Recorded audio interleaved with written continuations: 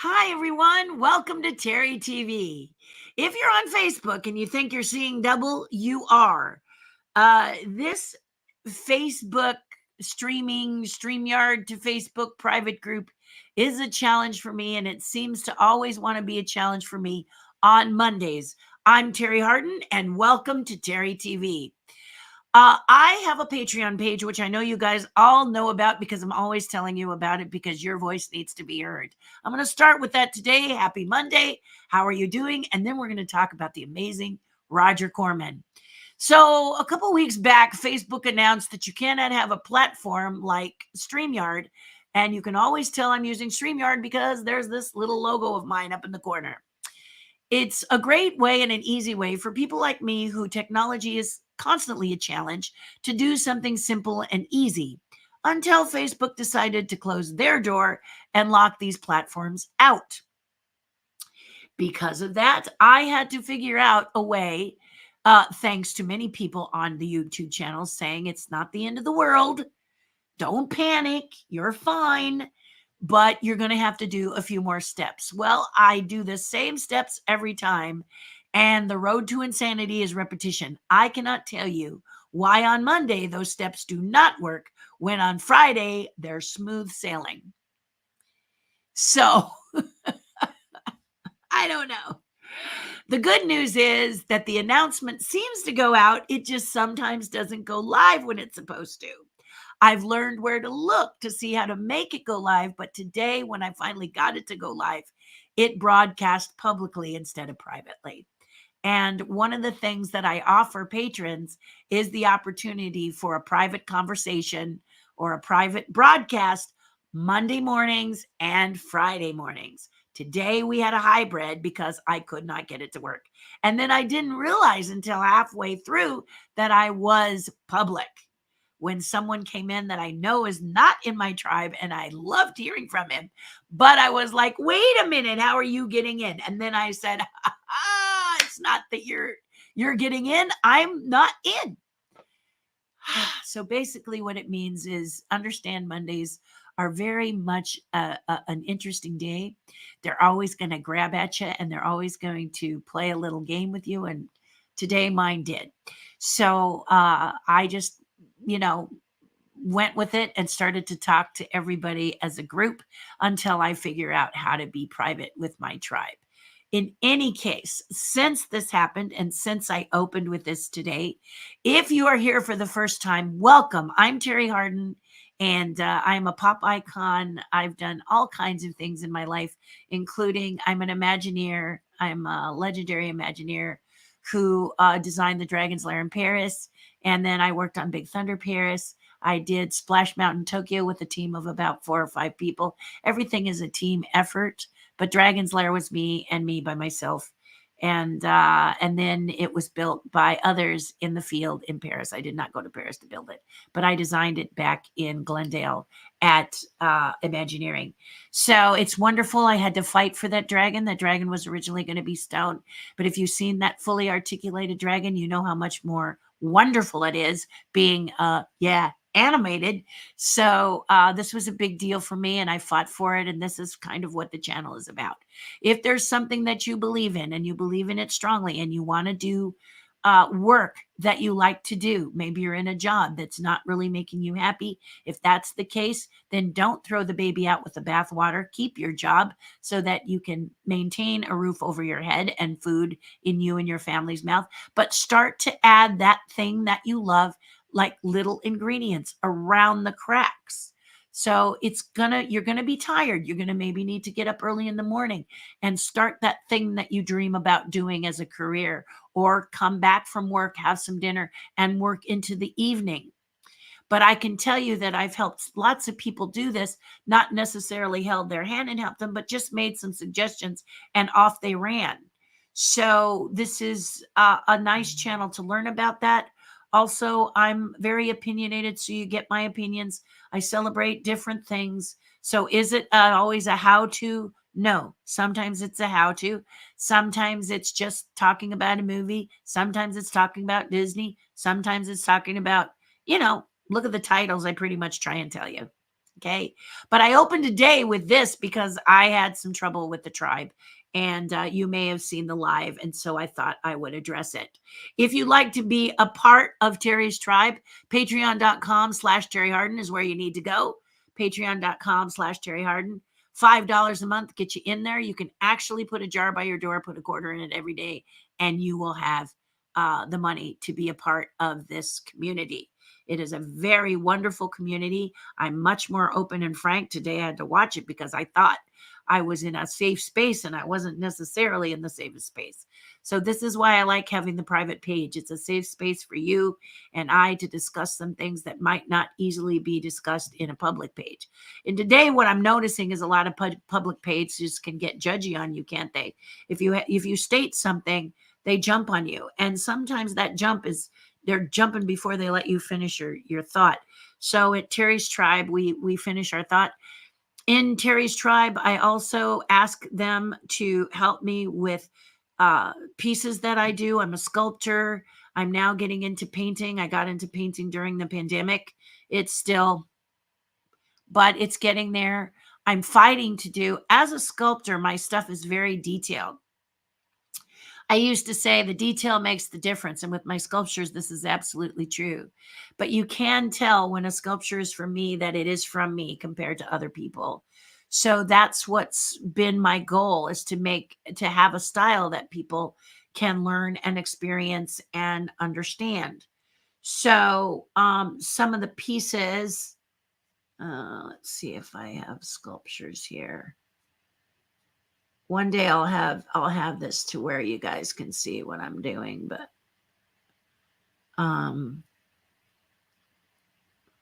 let's see if I did.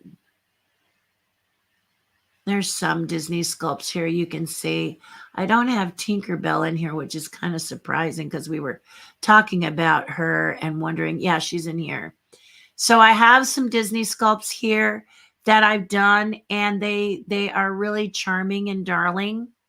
And we'll put them up so you can see them. So this is my first introduction to Disneyland. I did these in 1998. They're little ride vehicles. And for Tony Baxter, many of you know who he is. If you don't, I can explain it. But I put a toad in Tony's number 5 car. There he is there. There's Mr. Toad in his dolled up in his cool outfit. Teacup, Dumbo, carousel horse. This is, of course, Gravedigger and his dog. Here's the organ master. He's about 13 inches tall. There's a detail of the organ. Here's some pirates. So you can see in the detail, this is Detailzilla. This is my map that I introduced to Disneyana in 2001. It was the last Disneyana event, and they asked me to do a piece. This was for Walt's 100th birthday. It was very popular. Only 10 were offered. It's based on a children's wood puzzle. So you can see in the lower, well, you can't because I've got Patreon up. Let me hide that for you guys. There you go. And then my other one is here. Maybe I'll just pull it up a little bit. There you go. So you can see the word Disneyland. It doesn't want to shrink for you. Oh, well. Anyway, trust me. It's there. It's there. These are all hand sculpted. This is an insane amount of sculpture. This is in bas relief. You can see the detail is nuts. So when I started to paint, I wanted to have a looser style. I would love to learn to be a little more loose. I'm really tight when it comes to my sculptures. I'm kind of in here, and I wear magnifiers that go down. Yes, I wear glasses like these ones here. And then it's like this on top of my head. And then I'm way in on my piece like this. So it's very tight. But with painting, I want to be a little more using more of my body as opposed to, my fingers and my wrists and stuff like that. When I'm sculpting something, most of my pieces are in here. Right now, I'm detailed again. I'm doing a Rolly Crump chess set, and I have 3 more pieces to do. I'm about to jump on that again. So the fact of the matter is, when it comes to the paintings, I'm looking to be a little looser. So during the pandemic, I did Forgive me, guys. I gotta shut this phone off because its little dings are. There we go. Shush. There we go. And then look at this one here. Let's see. Can I walk you into it? I don't know if I can walk you into it. I can't really. Okay, I'll just show you my tiny stuff.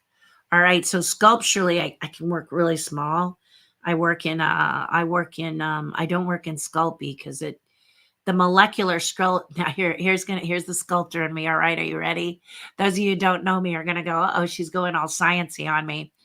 But Sculpey, Super Sculpey, the polymer clays, they work to a figure of about this big. Okay, it's about 3 inches. You can get some good quality by using Super Sculpey. But after that, the molecular structure that makes up the Sculpey clay, the components are too large to go smaller, if that makes sense. So when I was working at Mattel, I learned about wax and I fell in love with wax. This is, if you're familiar with Bob Oshevsky and his wonderful teeny tiny art, this is what he does. He works in wax. So this is an example of the wax. This is a number 2 pencil eraser. Hello. And this is Cinderella's head. So as you can see, her facial features, her eyes, her nose, her mouth are in the same area as a number 2 pencil eraser. So grab yourself out a pencil, take a look at the eraser, and you know how flippin' small that is. I tend to love working tiny. You can see a dime here next to a Haunted Mansion. This is a replica of the Haunted Mansion plaque that's out in front of the Haunted Mansion. And this is a pair of cufflinks. There they are. These are the cufflinks that a bride gave to her groom as a wedding present. And I had those made up. The initials JHD are his initials inside instead of Haunted Mansion. This is a ring that was designed for a group of people who wanted to take a pirate cruise. So Disney does a lot of pirate cruises. And this is a ring that they commissioned me to do. And what you're going to notice, I don't know if you can see it here. It doesn't quite have the twinkle. But you'll notice that it's kind of fuzzy, so forgive me. But you'll notice that on the left is like an eye patch. You can see it by a silver glint. I apologize, I didn't get in closer. These are a little bit older pictures. On the right is a ruby. So the rubies were $15 a piece. So I designed the eye patch so that people could save $15. True story. You can tell yourself those kind of things, you know.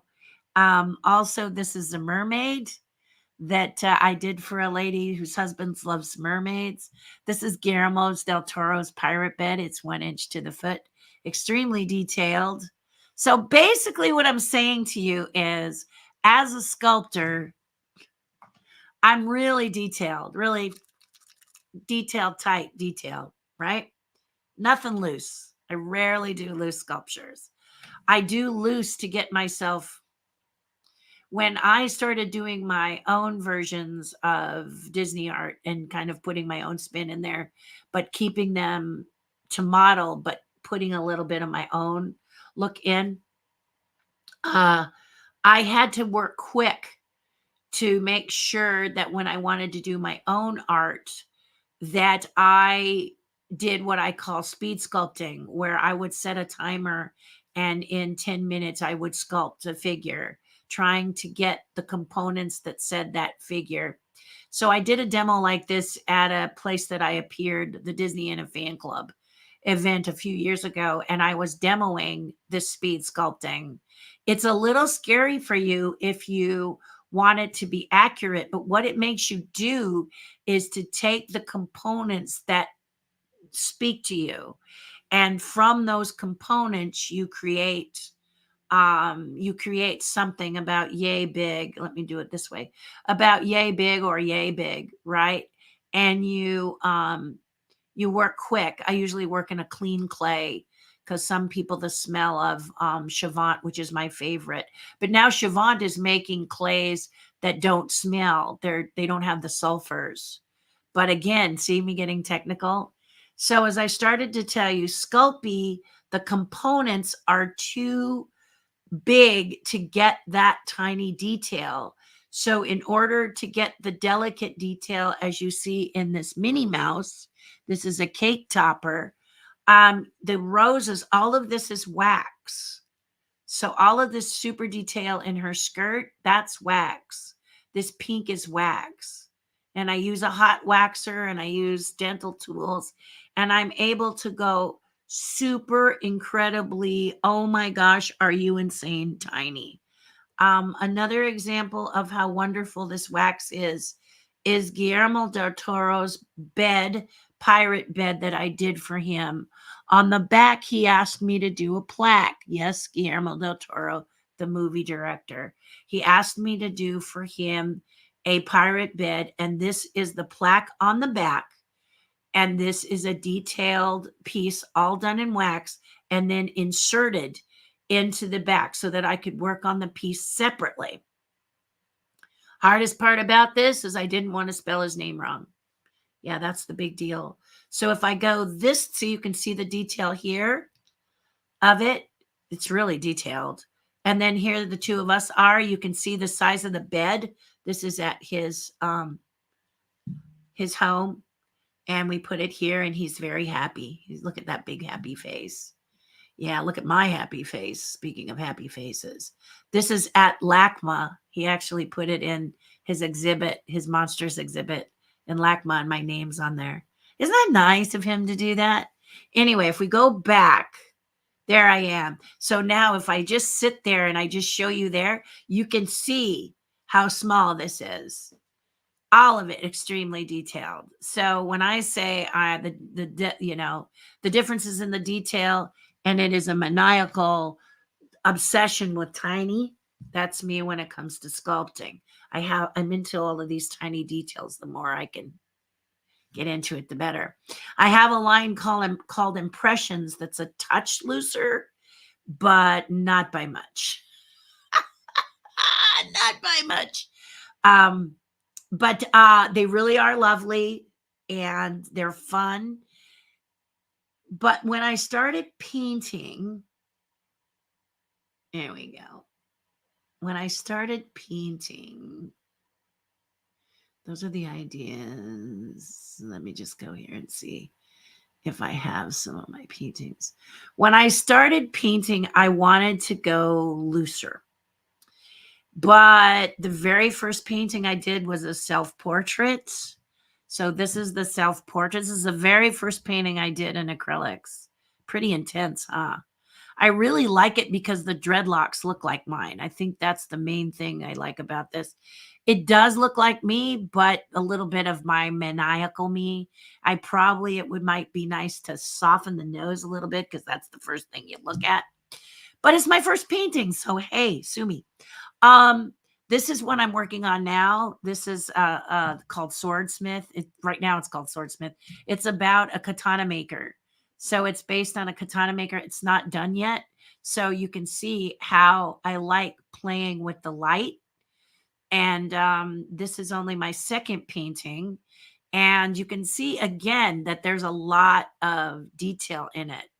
So I'm working to find my style, because if I get too detailed, it looks like a lot of other people who are detaily. So I'm jumping back and forth with all these different styles, and I'm not worrying about how they turn out. I'm just looking to see if I can show you any.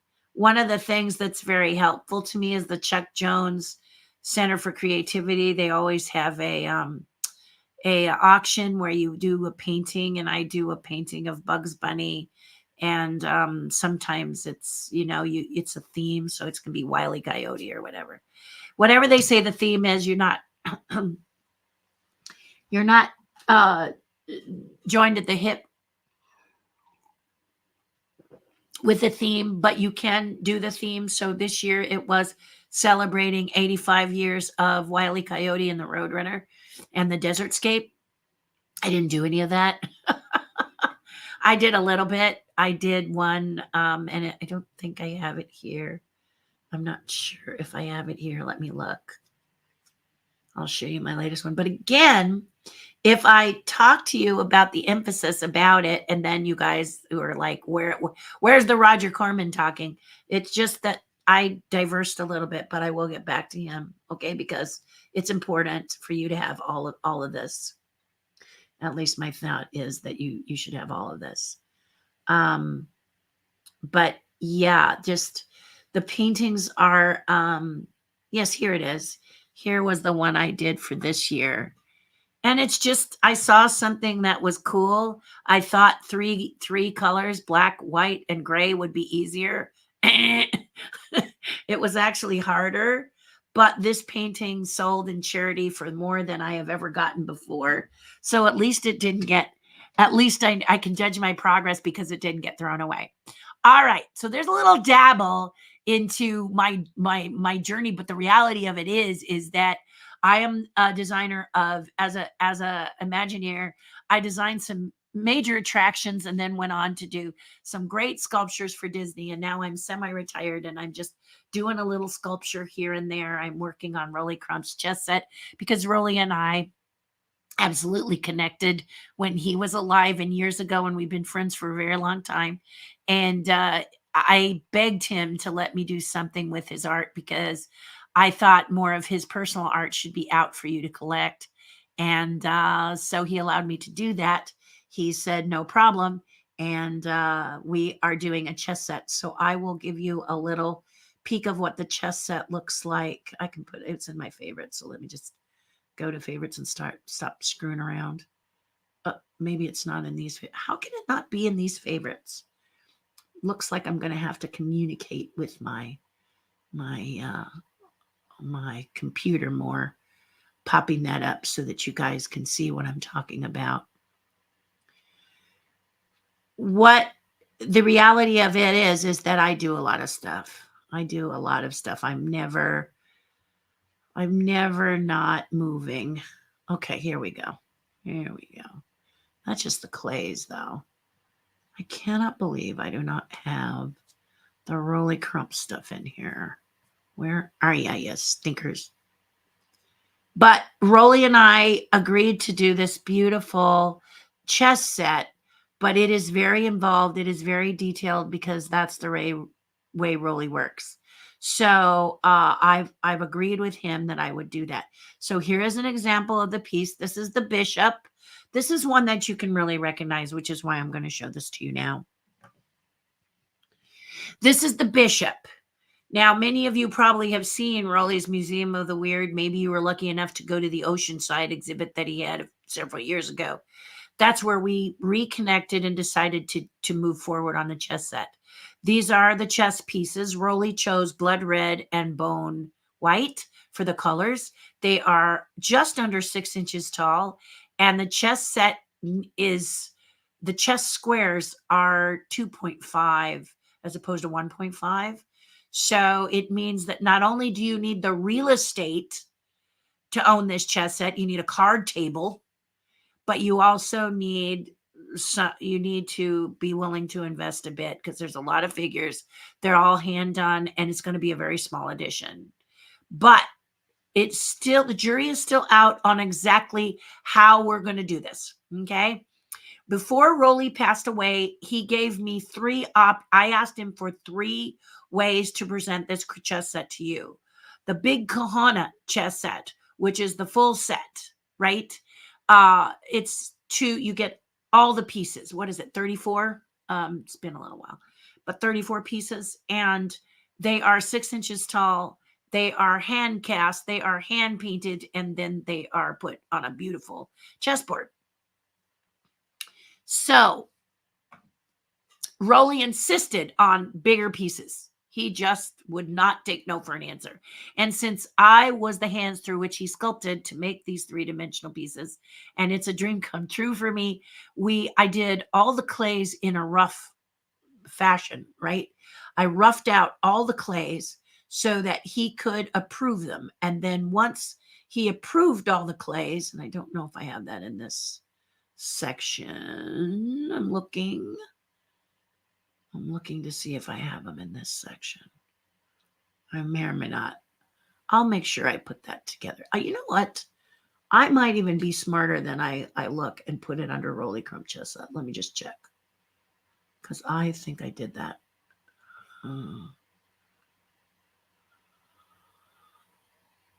There it is.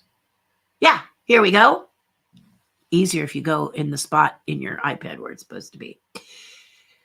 So Roly sends me this sketch, and this is the sketch with his blessing. Have fun. You know, he talks about should be similar but must fit the individual piece. Size of the pieces was based on the size of the squares, and the square he wanted bigger. So here is his silhouette of the characters. This is an actual copy of the letter that Roly gave me over 15 years ago, and this is how we started. Okay, it's kind of cool. Oops, I didn't want you to see that, but that's all right. Okay, here we go. This is the chess set on the chessboard. You see the queen and the candleman here. The queen and the candleman in the red are a little bit dark, but I'm coming back here so that I can do this. I worked in clay, so I did all the rough clays first. So let me see if I can show you that. I did all the rough clays first. I have no idea why that's in there. I'm gonna get that gone. There we go. Please get rid of it. Thank you. So one of the things that I told him is that I want people to be able to put to play chess if they want to play chess with it. So the clays went through several things, but this is the queen. So you can see that we want to get clear like the bone white on the blood red. This is an art proof, so she's a little dark. This is the one Roly saw, and he agreed. We want a little more oomph in the queen, but you can see how beautiful she looks and how scary she looks compared to the drawing. Roly's drawings are very lacy, for lack of a better word. They have kind of a delicacy to them. And as a chess piece, chess players play different from any other player, and they put their finger on the top. They have to be able to rest it on top. They pick it from the top of it. They grab it front to back and move it, so we had to keep that in mind. And then, yeah, there's the sides of her. Here she is in the clay. She's really beautiful in clay. I was trying to talk him into terracotta, and he was like, no. So, okay, no terracotta, but I love him in the clay. Clays are mine. Anyway, you get the idea of how beautiful she is. She really is. He was very happy with her. And the Candleman. So I did all of them in quick roughs. And then I got 3 of them done. I got the queen done. I got the bishop done, which is the chair you saw. And then I got the Candleman, which is the knight. And those were done. So that's the current project I'm working on now. Slowly, because I lost my dad last year, and I am the executor of his estate. So I'm just kind of, dealing with that and probate and all that jazz. So there you go. But many of you tuned in to hear about Roger Corman, and we're already 29 minutes in, and I haven't even said the man's name. So shame on me. Hi, guys. This is Terry TV, and today I'm going to talk about Roger Corman. Sorry that I went on a tangent, but that's what happens with me. And welcome. Thank you for hanging in there. Roger Corman is someone that I have liked since I was a little kid, and it's been a love-dislike relationship. So in the early days of, I'd say, 50s and 60s, I fell in love with a lot of Roger Corman's work. Maybe I didn't know exactly that it was Roger Corman, but I did know that I loved his work. So he did a lot of movies. In the beginning, several movies that I absolutely went gaga over are movies like Bucket of Blood, about a young man who's a server and he wants to be that cool artist, but he doesn't seem to have the knack. But he he sort of happens upon a way that he can create amazing art and incredible story. The other movie I like is Little Shop of Horrors, the original. We're not talking the Rick Moranis one. We're talking the original Roger Corman, Little Shop of Horrors. You can tell this is the original. Number one, it's black and white. Number two, the crazy guy who goes to the dentist loving pain is Jack Nicholson. Jack Nicholson is only one of a plethora of people that Roger Corman helped move forward. Many, if you look at many celebrities today, directors, producers, actors, artists, customers, etc., etc., etc., many of them will tell you their roots are in the Roger Corman school. Now, Roger Corman didn't have a school, but Roger Corman was one of these guys who could look at something and then say, what if I did this? So Roger was actually an engineer. That's right, Roger Corman, engineer. And he got a job as a reader of scripts. Now, I'm going to tell you right now, I'm terrible at reading scripts, but Roger had an ability to not only see a good script that he liked, but he actually put some notes in on how to make it better. And he sent it on through. And he was working for a studio and he did this. And it turned out it was a movie. The script ended up having actor Gregory Peck, and it turned out to be quite a good film. And the guy who was the actual writer of the script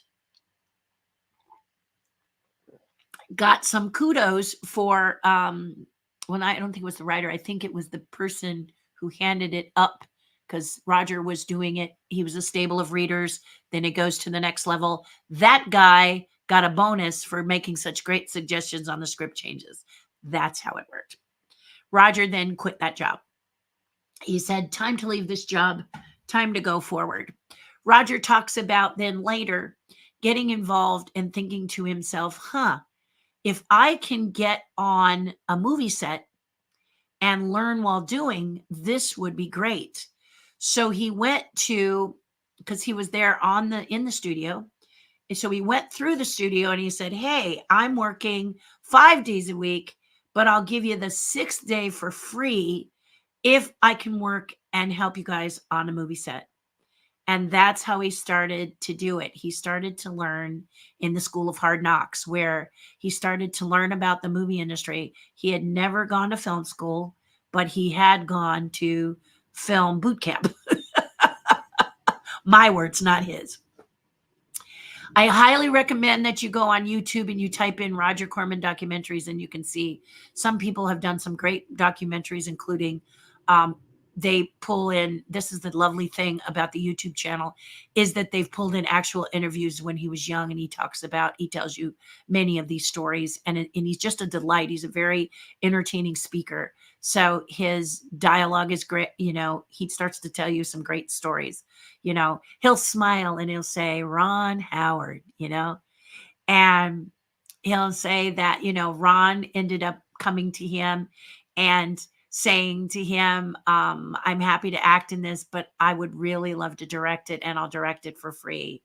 And Roger Corman said to Ron, I've always thought you'd be an amazing director, because Ron Howard had the stigma of a TV show, you all know, Happy Days, and no one thought of him as anyone but this character. So he wanted to move forward, and we all know where he is today.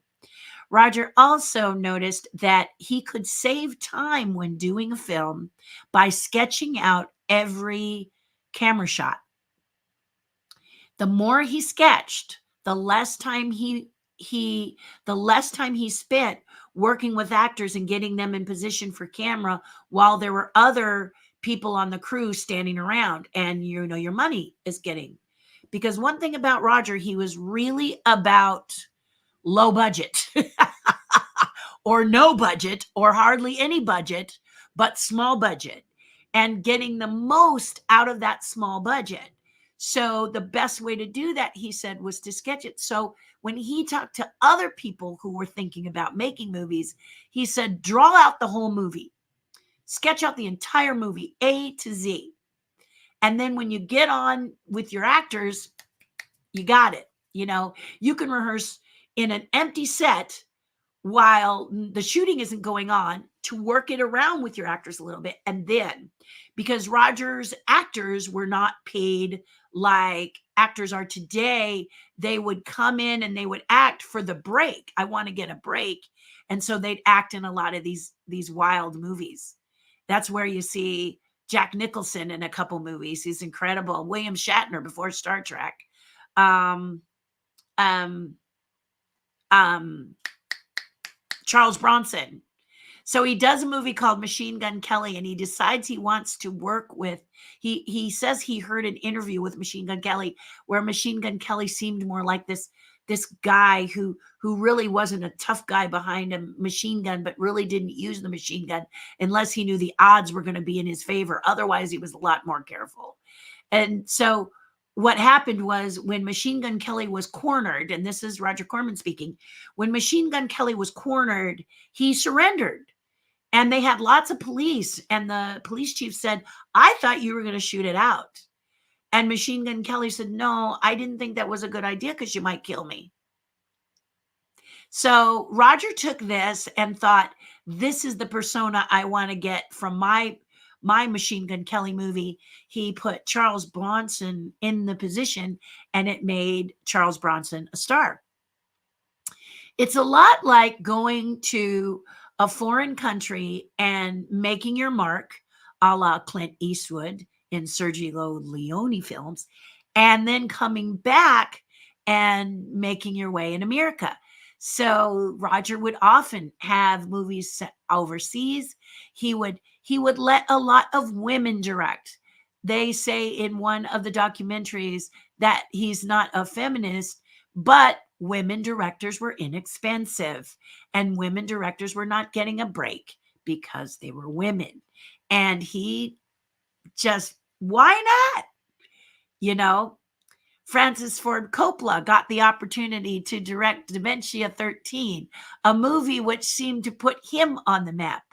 But if I get back to the point where Roger Corman said, sketch out your entire film and you're going to save money and you're going to save time. He said that most of us as filmmakers, we got close, but we never completed it. In other words, we get 80% of it drawn or 60% of it drawn before we went to shooting, except for one person, and that was Martin Scorsese. Martin Scorsese was able to do A to Z and sketch out his whole film. And Roger remembers looking at him and saying, that guy's going places. And of course, we know that guy did. So this is what's very exciting. Roger Corman passed away, and over the weekend, I believe, 98 years old. What a great life. But what an amazing man. These films were, if you go into his body of work, you're going to see things that you love, and you're going to see things that you're like, what? You'll start to crack up. But it's amazing how many ties to the films that we saw in the 80s and the 90s. Even today, the threads go back to these people cutting their teeth in a Roger Corman, in the school of Roger Corman, is what a lot of them say. They also talk about the joy of doing everything. It wasn't like as a director, you sat back and you waved. Everybody did everything. Roger talks about a time when he produced a film. And the way he was able to produce a film is he offered to do some work on a film. help produce it and work on it and do whatever it took. But he didn't want pay. He wanted a screen credit as a producer on the film. And he got it. And so once it said produced by Roger Corman, that gave him the clout to go on and produce other films and move forward and then later create other films. He talks about, and I believe it's American International, where he buddies up with American International, and they do really well until Roger does a movie that many people don't think is going to make money, and it just blows the doors off of it. It makes, like, the movie was done for, I think it was done for 100,000 and it grosses 4 million or something crazy. The point is that it was a big frying pan to the face for these guys. And since they told him it wasn't going to make much, they couldn't pay him much. So they gave him a cut into the profits. Well, when he looked at the records, he realized that he had not gotten his full profit pay. So he went to them and they were like, oh, sorry. And they paid him, and he said, look, I'll sue you if you don't. They're like, no, we'll pay you. But then he went one more round with them and they did it again. And so he said, I got to distribute my own films. So here's where you kind of go, okay, this isn't working out the way I thought. I'm going to do it this way. And he started doing his own. So I don't want to tell you all of the good stuff, but guys, you got to look at you got to dig deeper into this man. He will make your eyes bug out at how wonderful his stuff is. And he is responsible for movies that I absolutely adore. In the 50s, Little Shop of Horrors and Bucket of Blood and Attack of the Crab Monsters, which all the news seems to want to talk about, probably because it's kind of a sensational thing. But if we go here, I'll show you here are some images. So Creature of the Haunted Sea, I adore Creature of the Haunted Sea. The monster is hilarious. It looks like he's made out of Scott foam, the foam that's found in your couch. And he has ping pong ball eyes. It's a great, funny character. Then you got Attack of the Crab Monsters, which all the news seems to want to say because I guess it sounds good. Rock All Night, I'm not real familiar with, but Mask of the Red Death, unbelievable. Vincent Price was in a lot of Roger Corman films, and he does a fantastic job. My favorite is Pit and the Pendulum. Here's Jack Nicholson in Little Shop of Horrors, and then another one, The Raven, with Boris Karloff and Vincent Price, and Jack Nicholson is in that one too. And I'm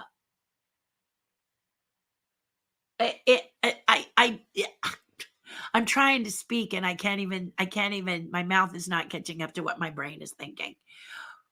But he's great. If you have not seen Little Shop of Horrors, the original, and you have not seen Jack Nicholson in this part, he is sensational. He's absolutely brilliant in it. And he's also very, very sweet and charming in The Raven. So I thought you guys could see these, and these are later films. But then you've got things like Tomb of Legia. You've got things like Pit and the Pendulum, Mask of the Red Death, Premature Burial. I mean, those are like during the Hammer years, kind of, I think. And they're just amazing. Then there's some dogs. Everyone has some dogs. And during that time, I really got tired of Corman films. I felt like they were cheesy knockoffs of other films. But it seemed like a phase because when he came out the other side, people were like, oh, this is a good one. This is a good one. And he went around and people would say, hey, look at this director, how well he's done. This is a result of the Corman School. Bruce Stern said, we cut our teeth at the Corman School, Roger Corman School, and we knew about being on set. We knew what it took to really bring it. When you didn't have a lot, you had a little, and you brought it, and you made a great movie, and you had fun, and you worked with each other, and you weren't arguing, and you weren't doing all the things that some of the things today are happening, and you could make a really fun, entertaining film, I'll say that, for not a lot of money. And then Roger talked about how he helped women get their directorial debut, but people like Ida Lupino, no, that person was a powerhouse. And there were some directors that were powerhouses, including a few female directors that were powerhouses in his day. And he talks about how uh, she knew about directing films, but she had more art films, these directors. And so he created an art house, a drive-in art house, where he pulled movies from overseas. So you watched them, and people who liked art house movies, meaning those kind of long hair movies that sometimes end and you go, what did I just look at? I have no idea. Eraserhead comes to mind. Wasn't a Corman film, but that one, I watch it over and over and go, okay, I have no idea, but I am compelled to watch it. In any case, he talks about this and how doing this art house drive-in got the distribution that many of these people were lacking, because he knew marketing, he knew directing, he knew all aspects of filmmaking, and he just would research as an engineer. He thinks maybe his engineering background was a major part of why he had this really quick brain. But it's so exciting to read about him, to see the documentaries about him.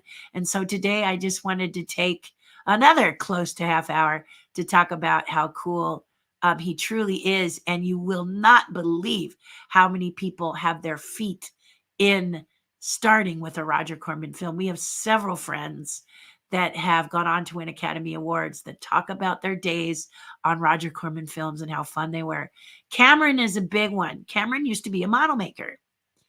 And the next thing you know, whoop, bam, all because he started to cut his teeth at the Roger Corman School. So isn't that cool? Isn't it nice to have such a body of work and be responsible of being the springboard into the pool of where you want to swim, because you've got someone like Roger Corman right there, and you're there saying, look. In some cases, I used to hear when I was in high school, if you could come up with so many $1,000, he'd match it and you could go off and make your film. So like if you came up with 30,000, he'd match it for 30,000 and you could go and make your film. I didn't know about that, and I wasn't really into filmmaking, but that, I mean, come on, who does that today? Nobody that I can think of. Anyway, it's very cool. So let's hear what y'all say, and we'll go from there. Thank you for joining me. Thank you for being so sweet. You guys are so sweet. There's countdowns here. This one here from Crazy Mike talks about Standby, Bad Jokes, Ready Warp 9, Scotty. So he's counting down, which is very nice. Live to Terry. Isn't that sweet? Yeah, very sweet. Thank you. Debbie says, hello, my dearest sweet friends, and hello to Debbie. And then she says hello. Also, let's see what we've got. And heading to the, okay, I don't know what that means, so I'm not gonna. I wasn't aware you were on Patreon today. I missed it. Sorry, says Debbie. Debbie, no, it was a hybrid. If you go to Facebook, you can see that I'm live under my normal channel, because I'm still having, I tell people, if you want to make a channel, just do it. And you screw up right on camera and just tell people I'm trying to work this out, which is what I did today, thinking I was on the Patreon channel, and I wasn't. I was in a hybrid live. So you'll get to see it either way. But I'm just more and more. And Mondays I'm challenged. Fridays I have no problem. I go right into it and it's great. No problems. But Mondays, being the little stinker that it is of a day, I always have a few challenges, and hopefully, knock on wood, I'm going to figure it out. I'm going to have to spend some time with it and do some practicing, because I don't know what I'm hitting or not hitting. You know, repetition is the road to insanity sometimes with technology, often with technology. So for me, being someone who's 66 and really likes to just dial direct, but unfortunately Facebook has put a bump in the road. I have to go through a gauntlet in order to broadcast into a private page. So it's work, but I'm not giving up. So Debbie, you didn't miss anything. You could probably see it live because I tripped. Private, what do you Gomer Pyle, says Mike? Uh, uh, it's a private channel for the Patreon page. You saw that at the top, right? You were paying attention, weren't you, Crazy Mike? I know you were. T. Marie says, hello, friends. I'm here listening while working. Thank you for that. And then here's that. You remember that Mike said bad jokes? Here's one of Mike's bad jokes. Do mermaids clean underwater rooms at Disney Hotel? LOL. Mostly probably on the cruise ship.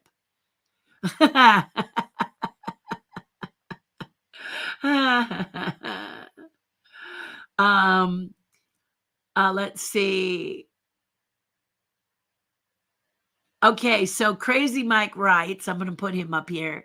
I have to wait for Terry to read the comments to see if Joe Penny is keeping the jokes and puns up and running on the Facebook side. Yeah, because Joe Penny sometimes looks in, and then the two of them are my jokesters, which is kind of fun. So this is like, a little bonus for you guys who watch this channel. The katana pointing has a real edge to it. He's talking about the painting. Oh, and then Sabrina says the painting is awesome. Thank you. It's a work in progress because I'm looking for my style. Many painters will tell you it takes 10 years or so to find your style. So I just follow different painters and teachers. I've got another one happening in the beginning of June. He actually wrote to me. So I read about him in an article, and then I found out he was teaching up in Westlake, and I wrote to the organization up in Westlake and asked them if there was still room to take the class. And the teacher wrote to me personally. Isn't that sweet? Yeah, really kind. I mean, I'll do that, but it's nice to have others do that too. So,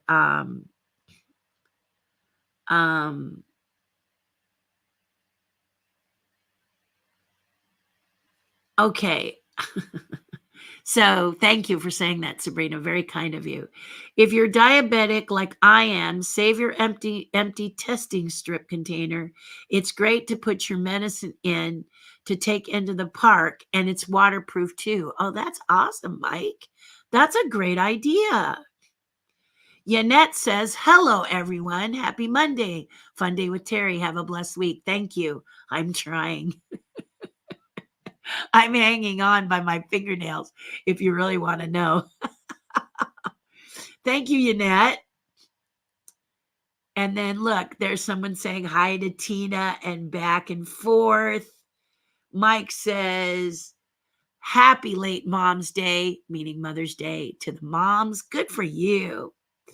Mike Pruitt, who always pipes in to see how I am today, a little bit rattled. It's Monday. Monday is my hold on to the tail of a comet and just fly.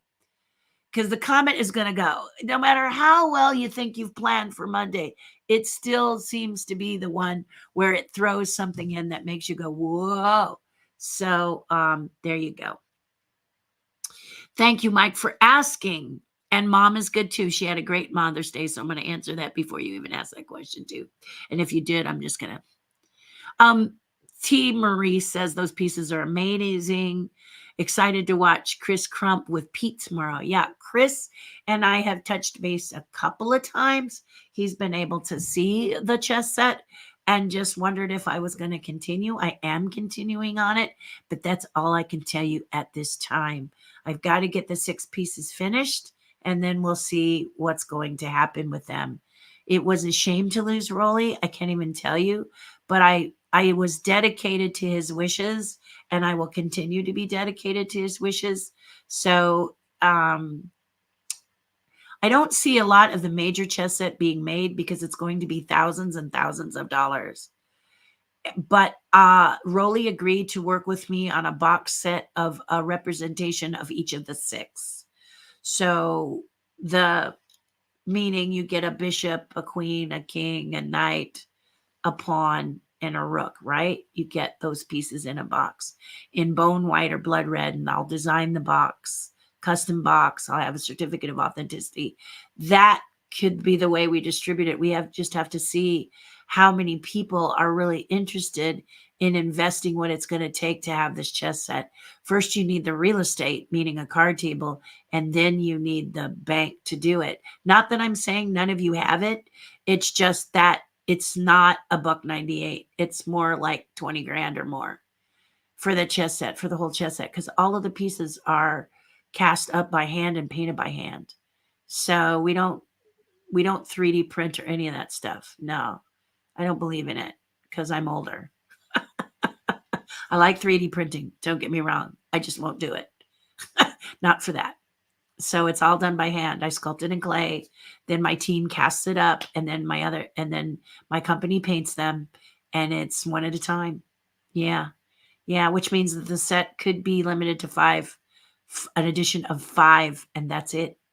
But we don't know yet. We just don't know what's going on because I need to finish them. Then I need to price them with my team. And then I can tell you guys what the cost is going to be, like, for real. Right now, it's all in the air, like smoke. Really love that, actually. He loved that. We had many Zoom calls together, and right up until the day he passed.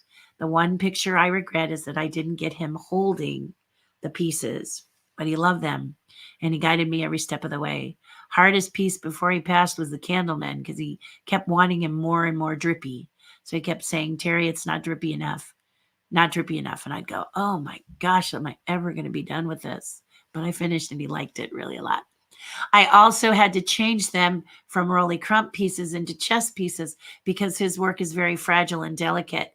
But I wanted to keep the feeling like he had in that note that I showed you earlier. He wanted the feeling of his art to come through in a chess set. He got a kick out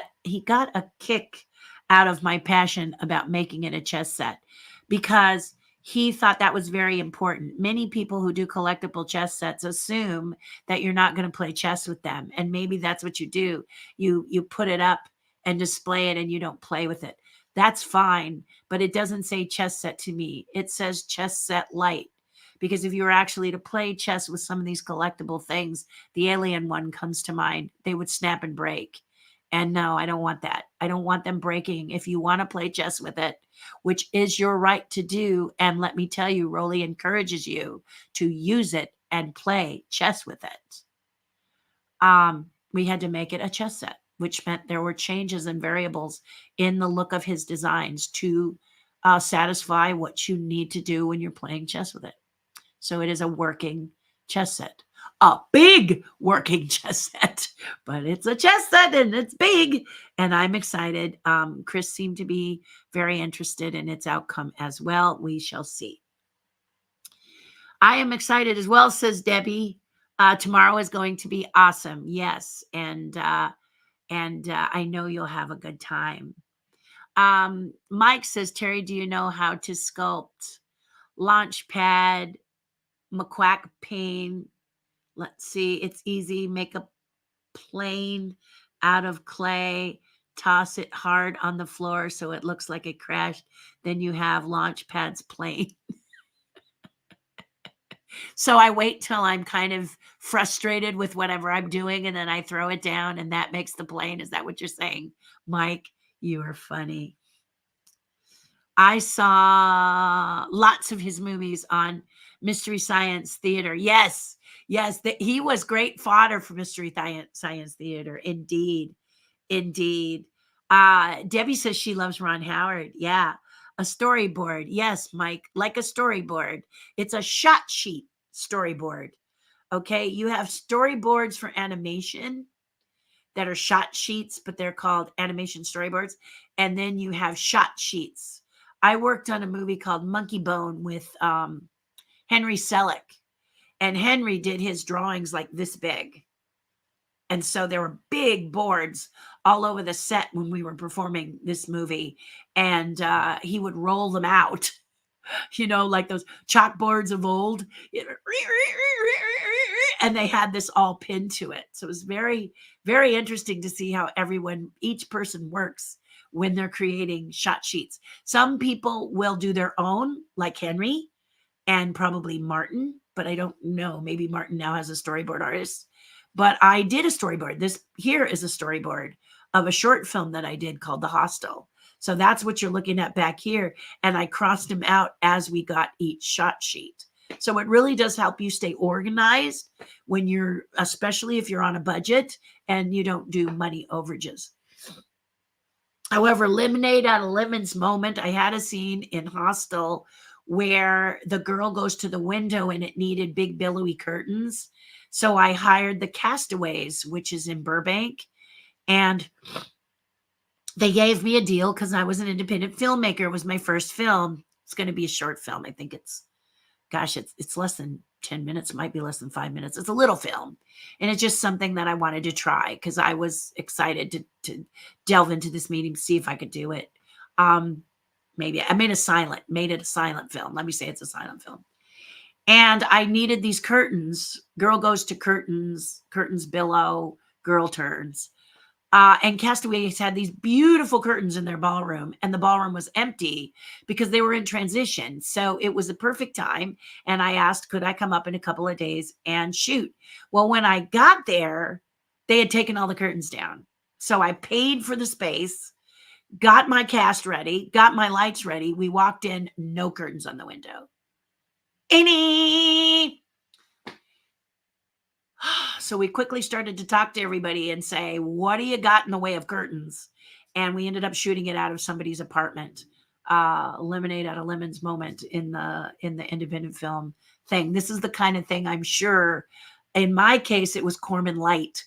But I can imagine that this is very similar to the way actors worked with Corman, where you picked up a cable or you picked up a light or something didn't work right and you made it work. Okay. Who has cardboard? Who has staples? Who has duct tape?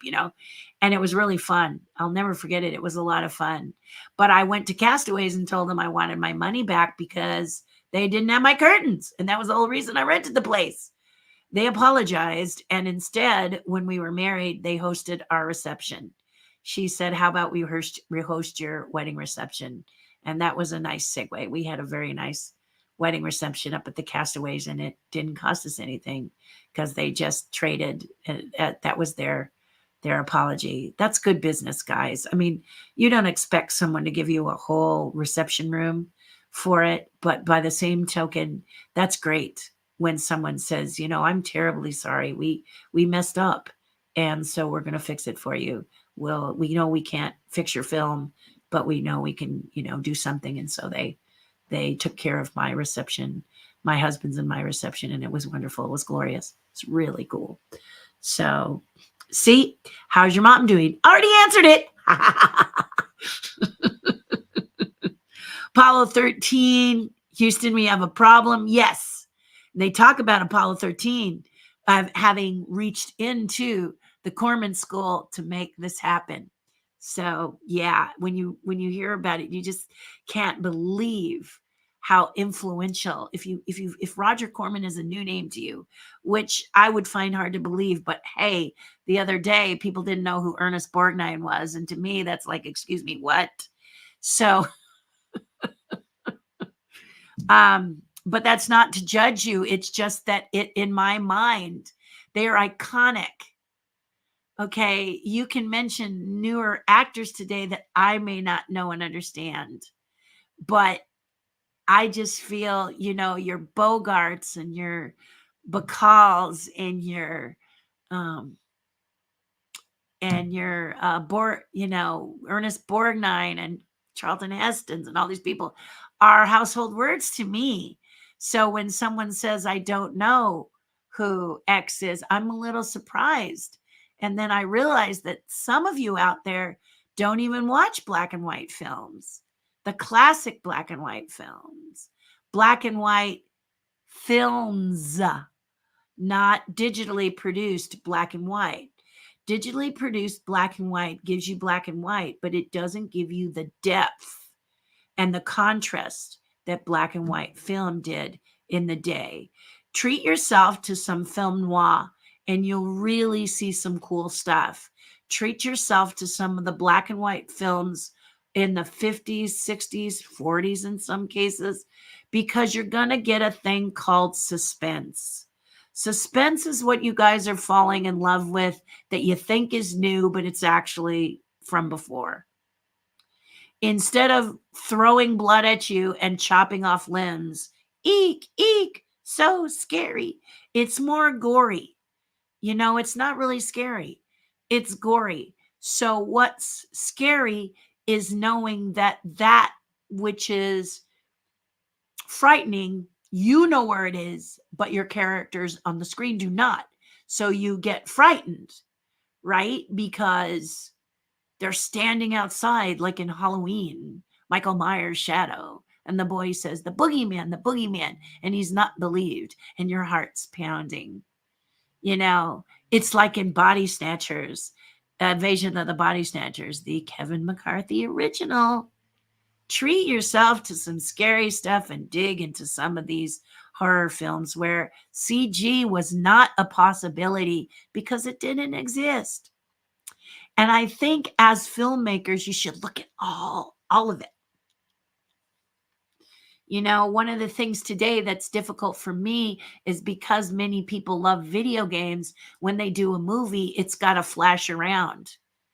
They can't sit on anything. It drives them crazy. It's like they might be a little twitchy if they sit on a scene and let the actors act it out, and that's frustrating for me because I like you to sit and let me experience what the actor is doing, how the director is lighting it, how the scene is playing out.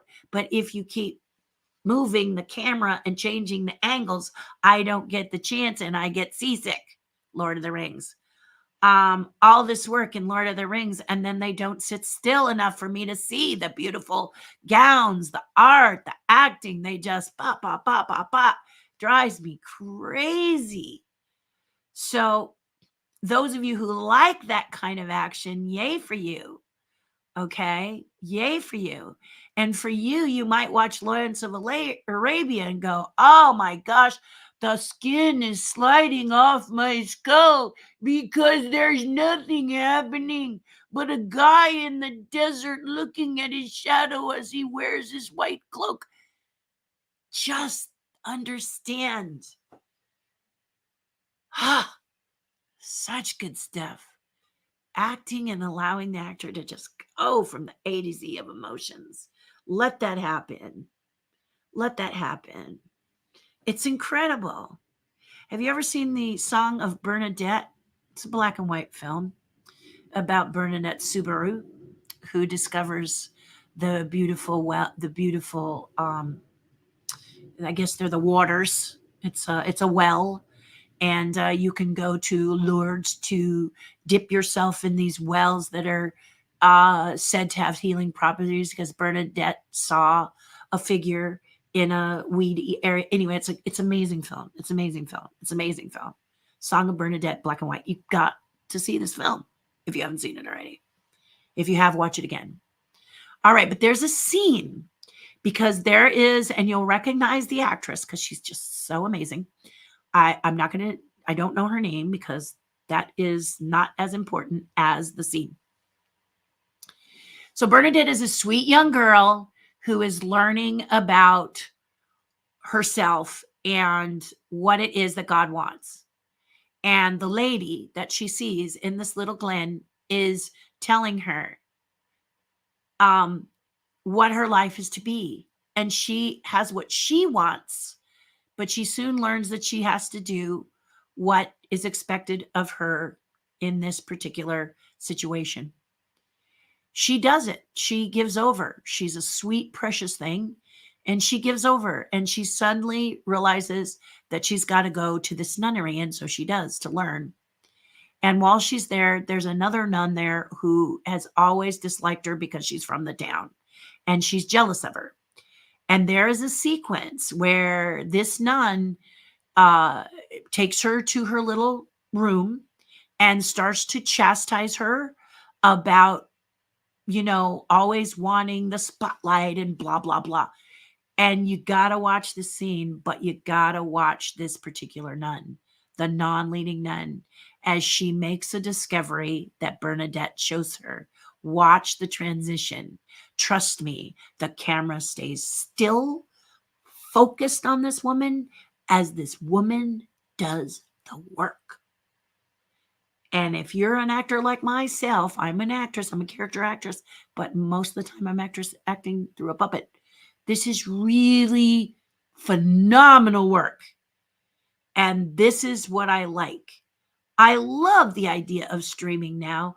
I love the idea of watching a movie over and over again because I'm a character actress. So I like to see how the characters who frame the lead work so well, how fun they are, that they're the surrounding characters that really make a movie a lot of fun.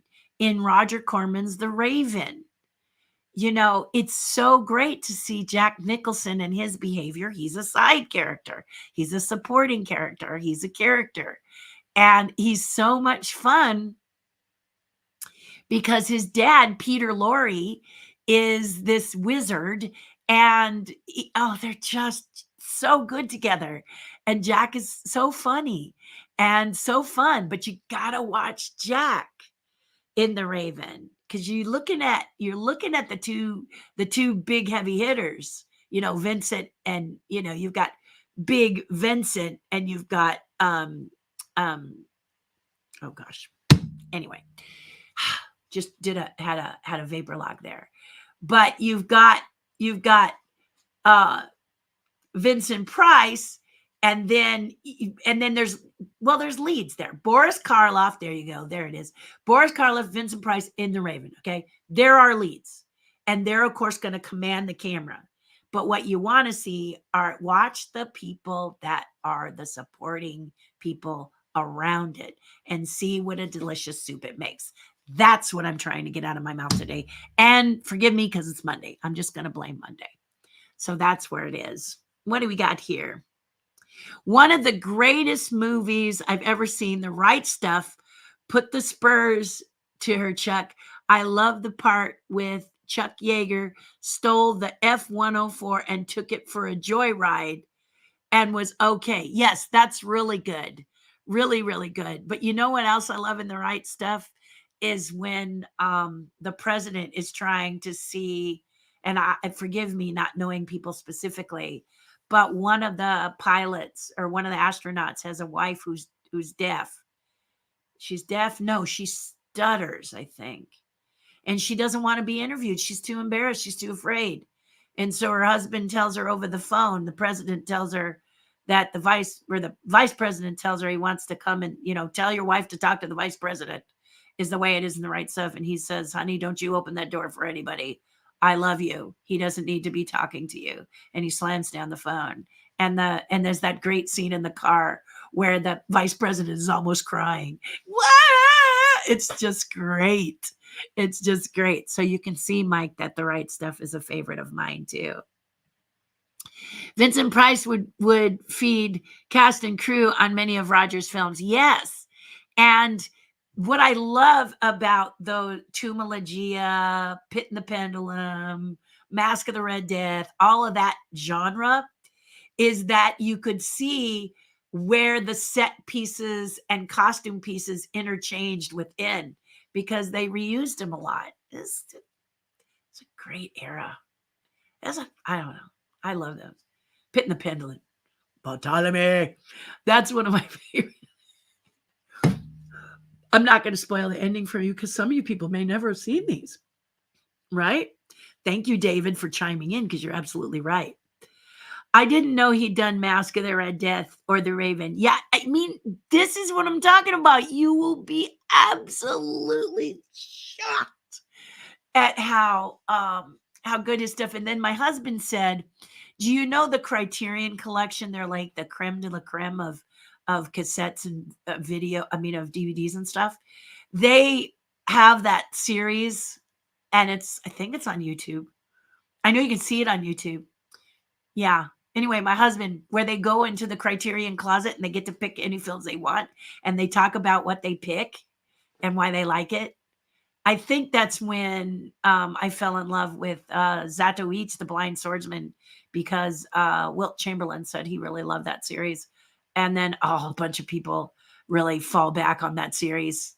When you see it, if you ever saw Blind Fury with Rutger Hauer, that is a retelling of a Zatoichi the Blind Swordsman script. Only it's got Rutger Hauer in the lead role, but it's good. Both of them are very good. I like them both. I have them both. Zatoichi, I forget. It's because the one is Blind Fury. That's the one with Rutger Hauer, and then the Zatoichi one. I can't remember the title of it, but if you get the series of Zatoichi the Blind Swordsman, if you like kung fu movies, they're really incredible. They're really, really good. One of my favorites.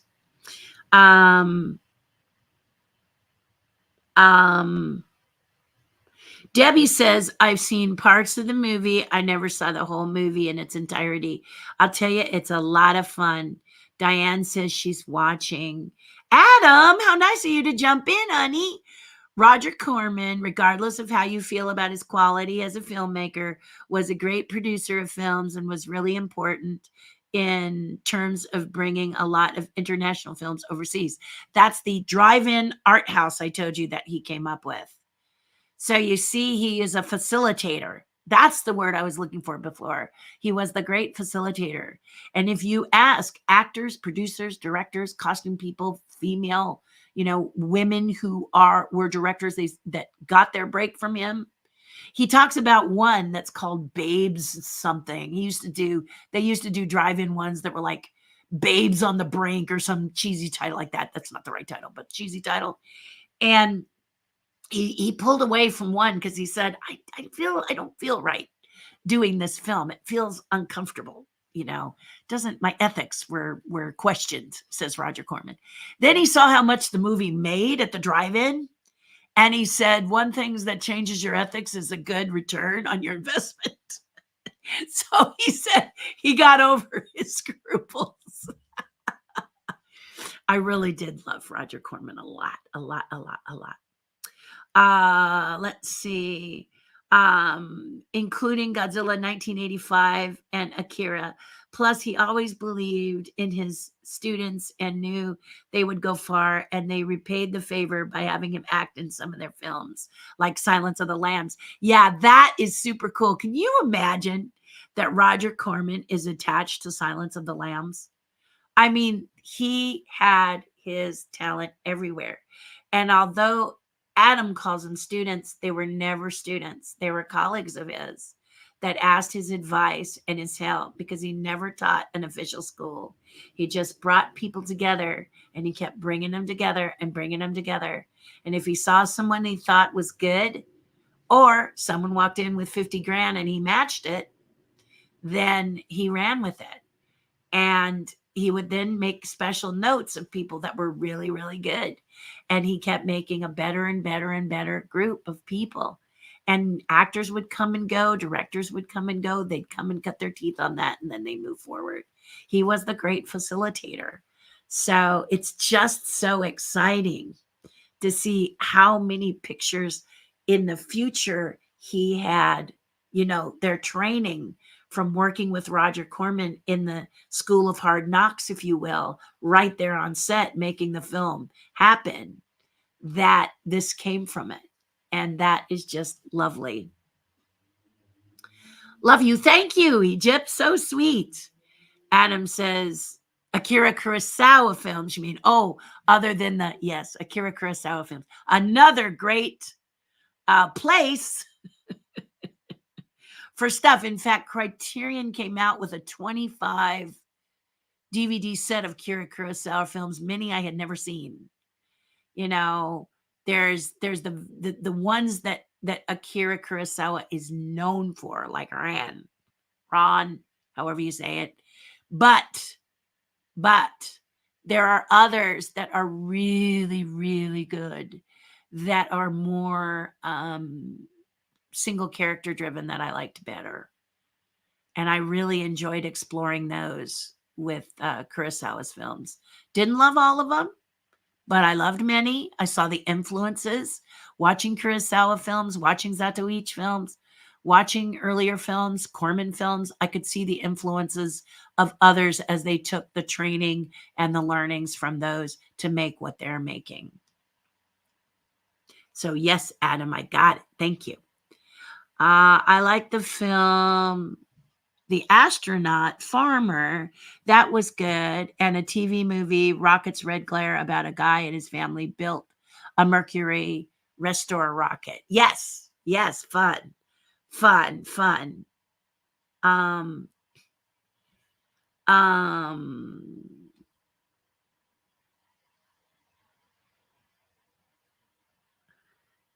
let's see. Mike says, "Hi, Terry.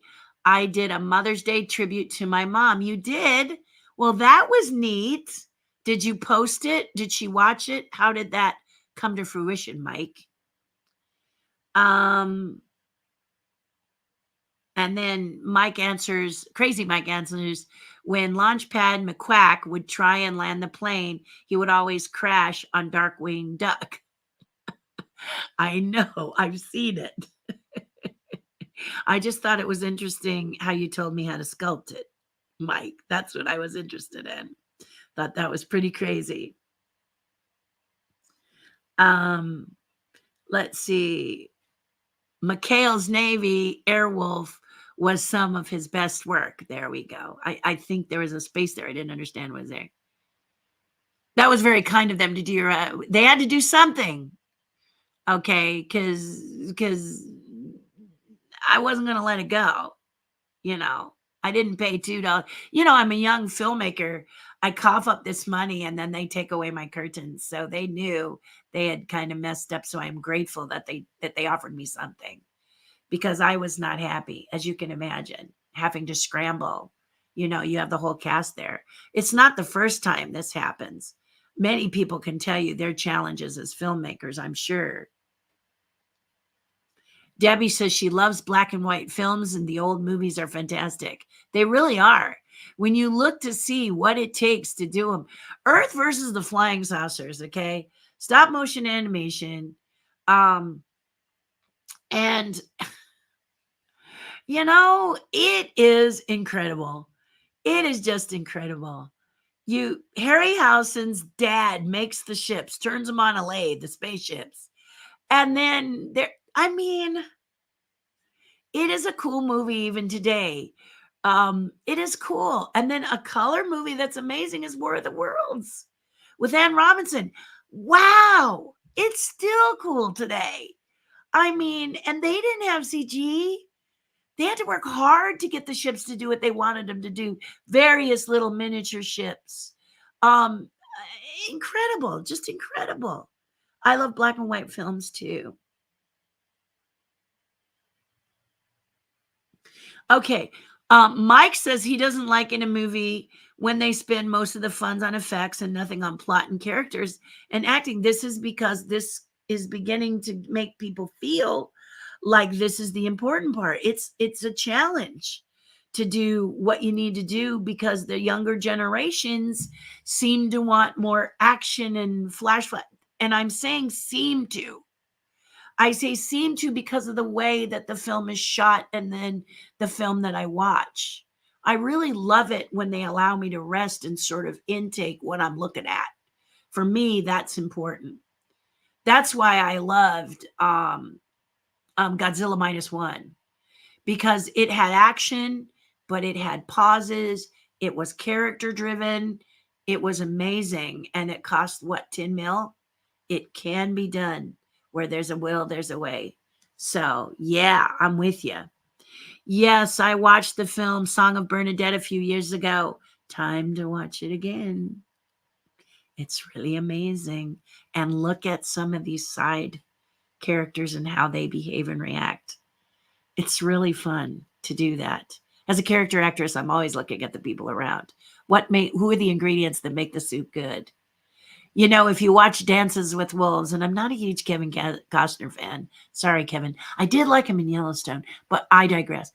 In Dances with Wolves, my favorite are the Indians around him, as he introduced coffee to Graham Greene, and Graham Greene's performance is amazing in that. But there's lots of people that surround Kevin and the lead actors that are so much fun to watch and see how they incorporate what they need to do in a scene. It's amazing. It's amazing. So that's what I like. Yep. Oh, I love those films. Just hadn't realized he was behind them. I know, frightening. And there's more. I mean, if I told you everything, this would be a 4-hour thing. It would. The movie October Sky is kind of modeled after my life building model rockets, but I never blew up my mom's fence or blew up other things with fireworks. You know, Mike, I'm really glad to hear that. I'm really glad that you said that. My mom never got me a chemistry set when I wanted one. I still have all 10 fingers. Come on, mom. Yeah, she is smart. She saw what you're up to, stinker. She saw what you're up to. Hi, Terry. Got your Big Al pin to go with my Big Al cookie jar and 2 bangs. Oh, Linda, I'm so glad. That Big Al pin is now sold out. Yeah, we don't have it anymore. Good morning, Terry. Didn't Ernest Borgnine win an Oscar for Marty? Yes. I grew up watching him as Mikhail and in the Poseidon Adventure, but I got to better appreciation for him after that film. Marty was amazing, wasn't it, Paul? And also, he was good in Poseidon Adventure, but you know who really was good in Poseidon Adventure is Shelley Winters. Oh my gosh, that woman. She had me by the heartstrings. I just could not get over from the very first moment you see her and she starts to talk to the rest of the movie. Some of those you may not have seen Poseidon Adventure, so I don't want to spoil it for you, but this was the era of the Irwin Allen big disaster movie genre.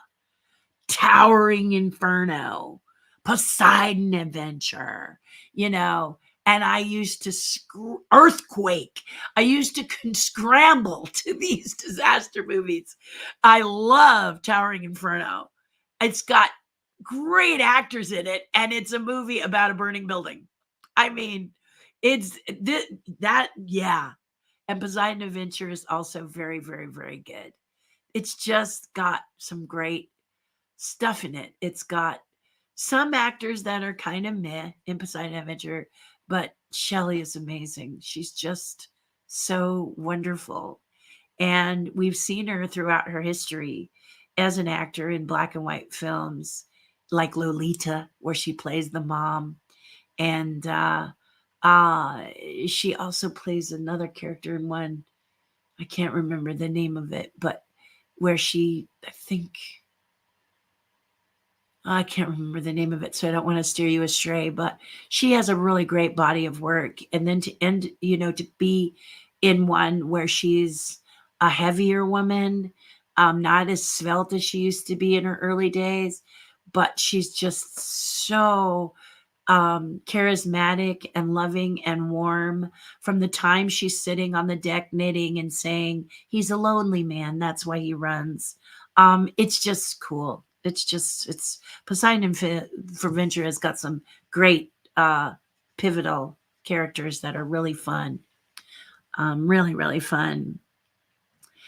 Mike says, don't forget Mars Attacks. So funny. A throwback to cheesy sci-fi. I worked on Mars Attacks, so I'll never forget it. I made the dub of peace that gets blown up and the presidential parakeets, and worked on the dog skeletons. And what else did I do for that movie? Did a lot for that movie. Yeah. So my work is in there. Thank you for mentioning it, Mike. Hi, everyone. Hello, Frank. You must have, boy, how lovely to have you here. Surprise, surprise, surprise. Debbie says, I remember watching those movies in the theaters. Yes, Shelley Winters was one of my favorite actresses. I mean, Roger Corman speaks of the drive-in era, which started to tax independent films a little bit. And so he was saying that now, okay, it's a drive-in. What is it that makes people like a drive-in movie? A drive-in movie. Personally, as a little kid, it was the pizza that came stapled between two heavy-duty paper plates and tasted like cardboard. I would go to any drive-in movie if I could have that pizza that came stapled between two paper plates and a Dr. Pepper. And as a kid, it was usually a double feature. So what you did is your dad drove you to the drive-in. Then you got to play on the swings out front. Then you got to watch the dancing popcorn and the music. In fact, in Kill Bill, they start with that music. Ba-da-ba-ba, ba-da-ba-ba, ba-da-ba-ba-ba, and it has a sort of psychedelic opening, and then it would start the double feature. Then in the middle, the kids could go out and play on the swings and stuff again, and then the second feature would happen. And usually, as a little kid, I fell asleep, which is why my parents would always take us there in our pajamas. One of the most fun things, drive-in movies were fantastic. In fact, when I was a teenager, I had a Firebird, a 1971 Firebird my dad had. And the hood was way longer than the trunk. If you know the style of this car, it was a lot like the one that Burt Reynolds drives in Smokey and the Bandit, but his was a Trans Am, not a Firebird. But their hoods are much larger, their fronts much larger than the back, so they would often fishtail if you weren't careful. But you could drive to the drive-in, then get out with your friends, lay on the warm hood because the engine was all warm, put a blanket on top, and watch the drive-in that way too. So Roger Corman films, drive-in films, all of that were just so wonderful to go see at the drive-in. Yeah, really, really, really fun. So I'm with you on that, Debbie. Terry and Doctor Who, Voyage of the Damned, it modeled right after the Poseidon Adventure. It takes place in outer space in a starship cruise ship, the Titanic. Oh, it's later Doctor Who, huh? Because I'm a purist, so I don't watch later Doctor Who. But thank you for telling me, Mike. That sounds fun. Frank says, as a teenager, a friend of my dad invited me for a picnic at the Paramount Ranch in Malibu. Know exactly where that is. They have filmed the model sets of Towering Inferno in the tank where they filmed the sea scenes of Tora Tora Tora. I got to climb around the Inferno sets, and it confirmed for me how much fun a career in special effects would be. That's the life you actually lead. Yes, it is. And it's fun. It is really fun. Thank you for saying that, Frank. It is seriously fun. It is really, really fun to do it. And we were the people that just before computer generated images, so we weren't at a computer like this very much, that we were building things. We were doing and making, we were making the stuff. We were actually building sets and making the sets. In fact, I did a movie, Team America, which is a later movie, obviously, with those two guys from South Park. And the Chinese set of the town, where you have the China set is all made out of Chinese food containers and soup containers and things like chopsticks and stuff like that. And it's amazing.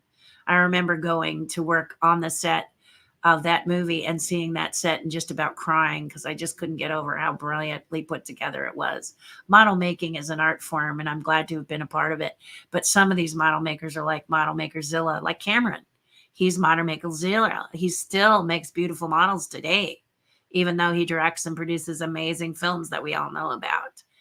So he still kept that going, and his work is incredible. So it's very cool. Yeah, very, very, very cool.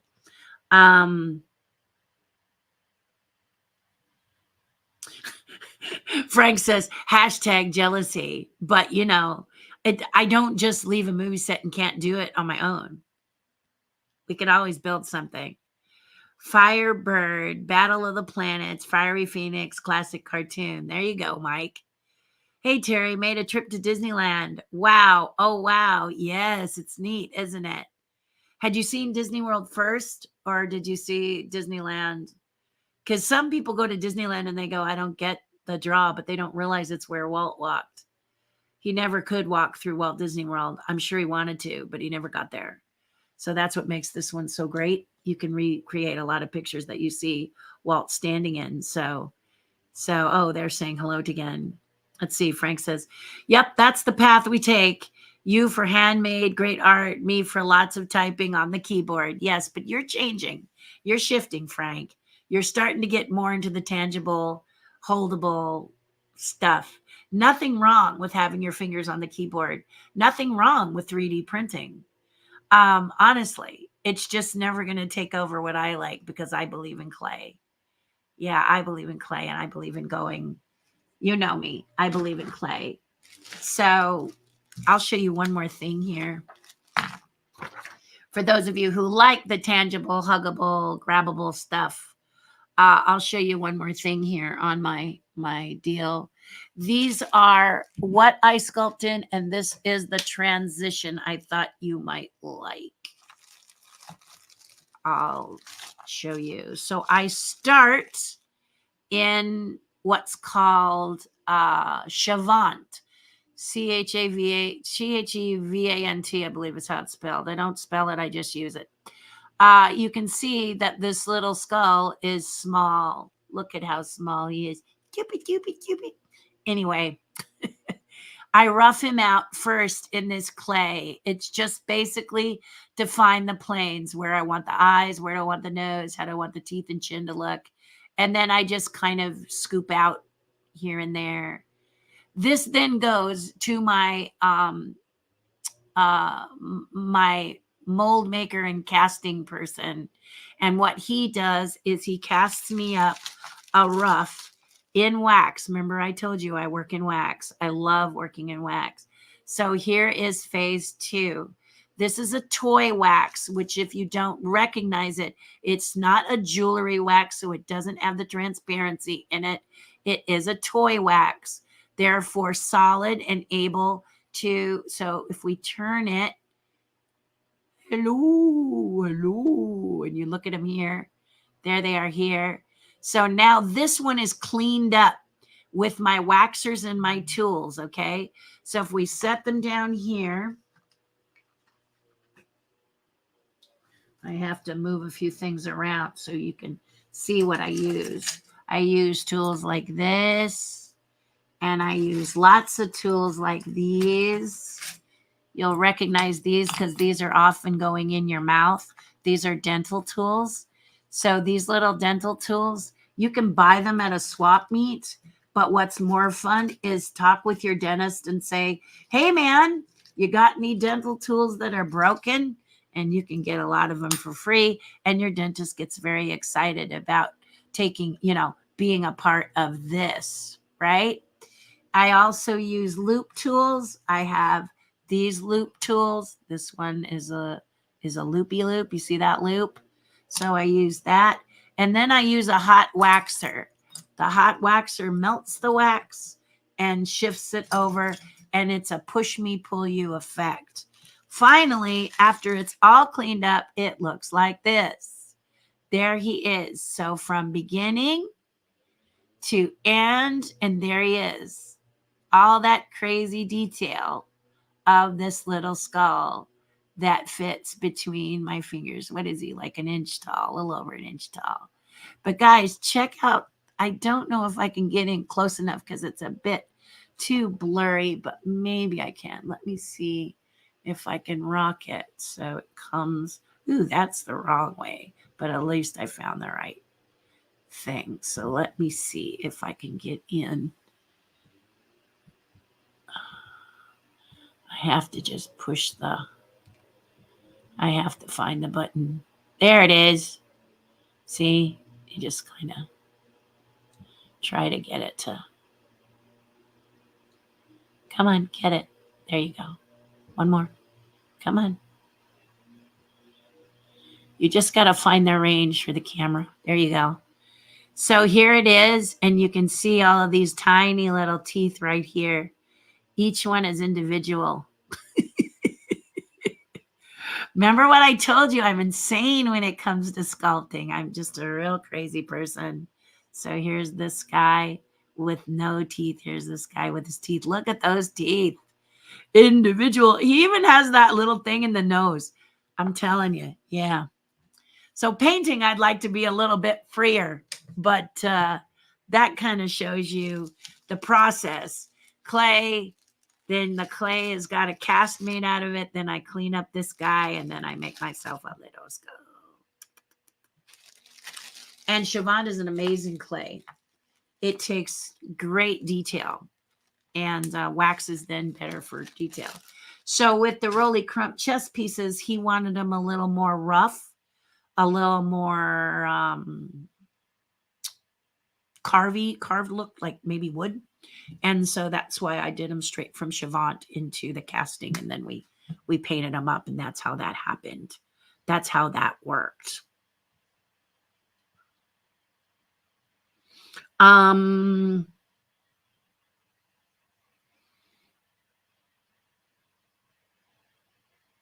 Okay. I'm just trying to find where I left off. Frank says he loves me showing his work.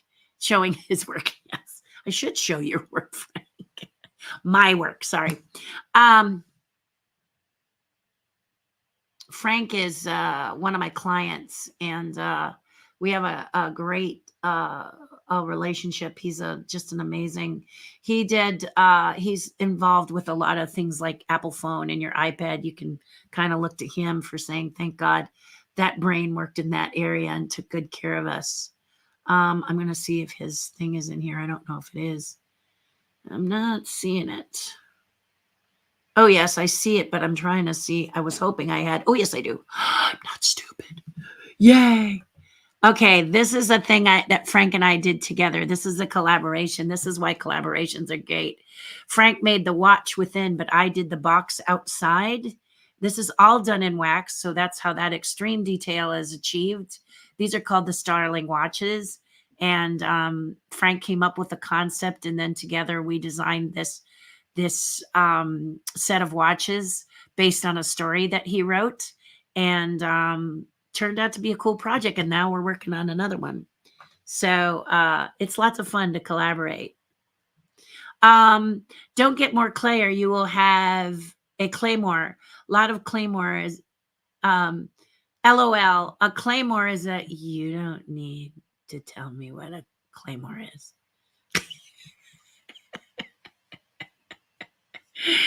I should show you my sword collection. But thank you for everyone. Big sword or a shape change. Mine, big kaboom. LOL. Yeah. That's a great sword, by the way. Mike, you're adorable. Hello, my dear. Oh, she's saying. Oh, and now crazy. Mike says I'm doing skullduggery. There he goes. Tiny teeth, crazy detail. Adam says, speaking of Mars attacks, I have to ask, do you think the dove was the cause of the war, or do you think the Martians were pure evil all along as they were going to attack the humans regardless? I think they were in it to win it. They blast things that make no sense. You know, they come on to see the president, they blast the presidential parakeets. So yeah, they blast. Do I have my presidential parakeet here? Yeah, here, I'll show you my presidential parakeet.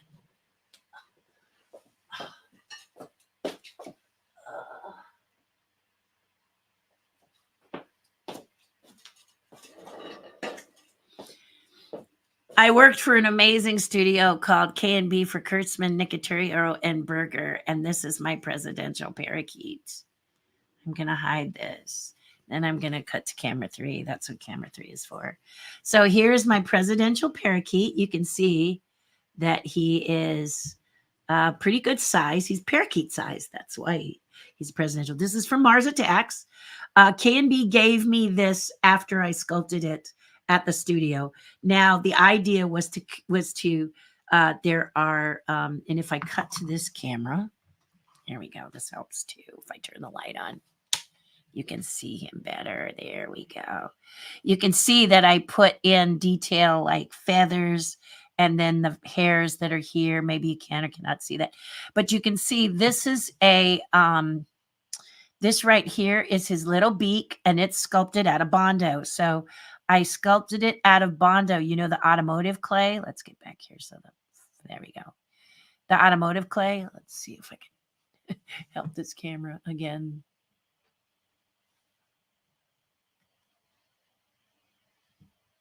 There we go. There he is. Okay. The beak was sculpted out of Bondo and then inserted into the clay.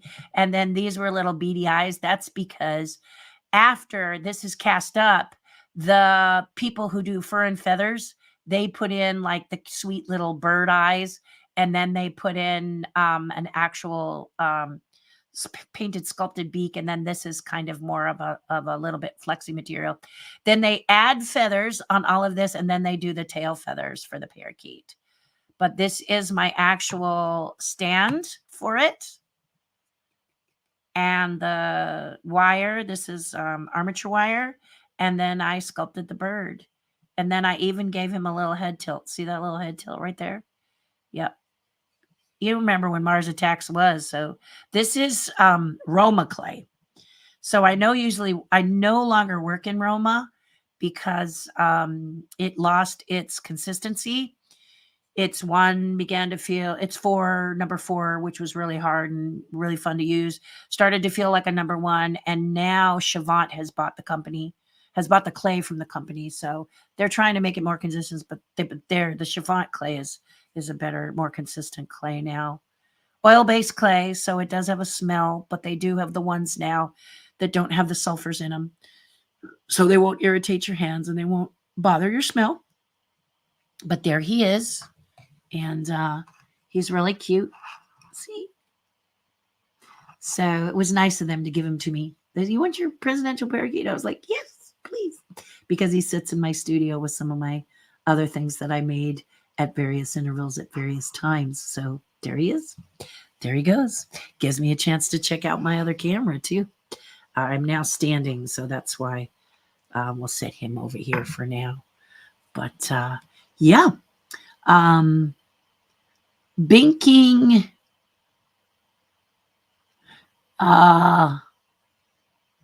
We have Debbie saying, I love that. Great work.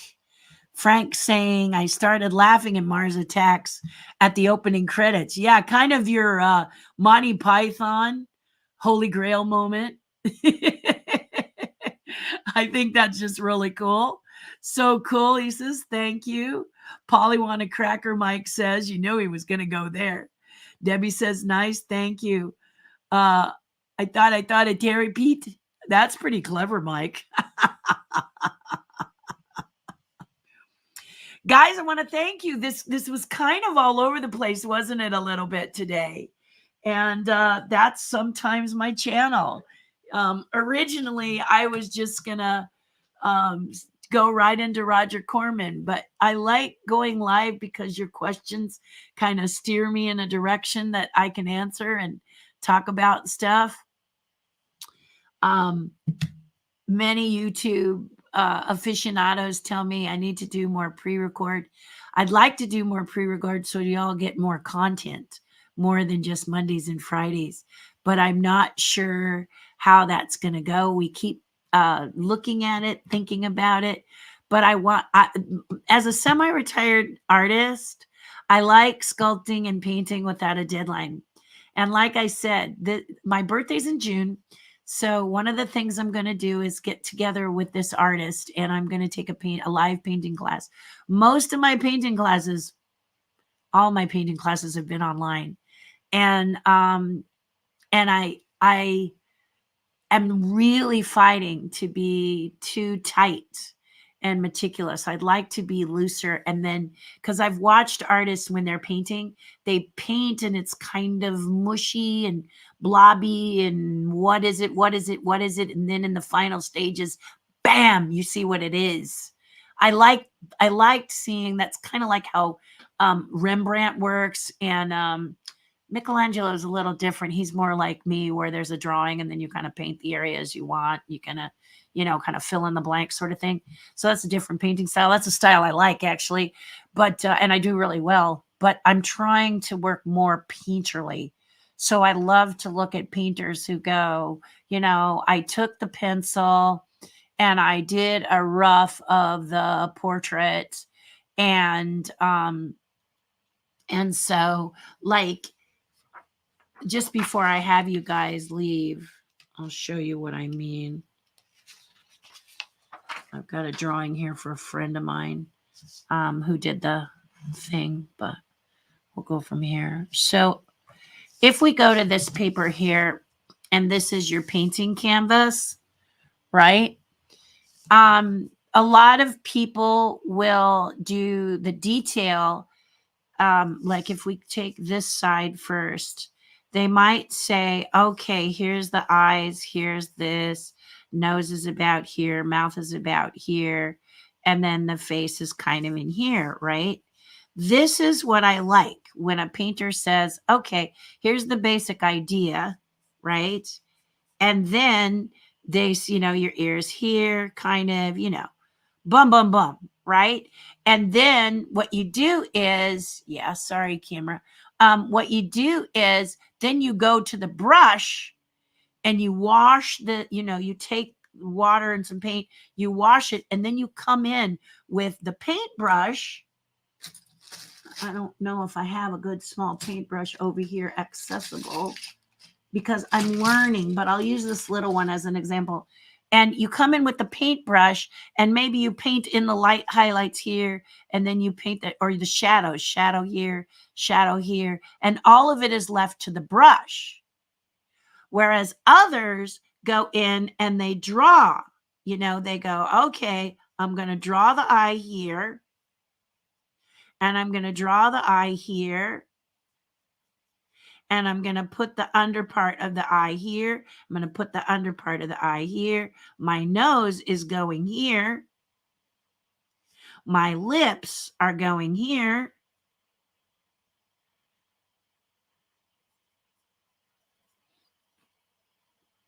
And then my cheekbones are coming in, and my cheekbones are coming in, and my lashes are here.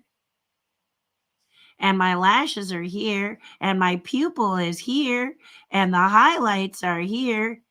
You see, they go all the way like drawing first, and then they go in and they paint over it, right? They go and they paint.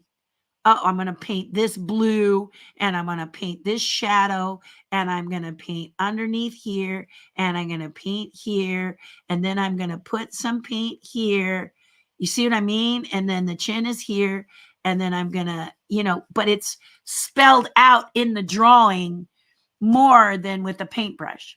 This is the way I started painting because this is the way that helps me to get a super accurate image. But now I'm wondering, do I want a super accurate image? Do I want something that looks more abstract when you're farther away or when you come up close, but when you're farther away, it kind of goes into the character. It's a challenge for me because this is the way I work. I would paint this a color, then I'd paint the eye, then I'd paint the eye, then I'd paint the nose. That's how I did my portrait. The woman I followed who taught me about my portrait, that's exactly what I did. Yeah, here it is. I'll get it.